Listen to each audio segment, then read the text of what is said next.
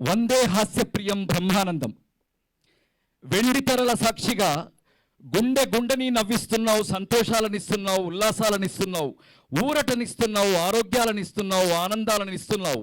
ఇన్నిస్తున్నావని మాకు, ఇంతెంత పంచుతున్నావని మాకు. స్వేదం చిందించే కష్టజీవులని కేరింతల కవ్విస్తావు. మధ్యతరగతి బ్రతుకుల్లో మందహాసాల మధురమరిస్తావు. నోట్లని, కోట్లని, ఎస్టేట్లని సైతం కిసుక్కున నవ్విస్తావు. కోల్పోతున్న వాళ్ళ జీవితాలని వాళ్లకు గుర్తు చేస్తావు. మా ఆనాటి పసోళ్ల గోరుముద్దలకి గగనసీమ చంద్రయ్య తాయిలం అయితే, మా ఆనాటి పసోళ్ల గోరుముద్దల గగనసీమల చంద్రయ్య తాయిలం అయితే, ఈనాటి పసోళ్ల గోరుముద్దలకి వెండితెల బ్రహ్మయ్యే తాయిలం. ఈ జన్మకిది తీరని రుణం బ్రహ్మయ్య.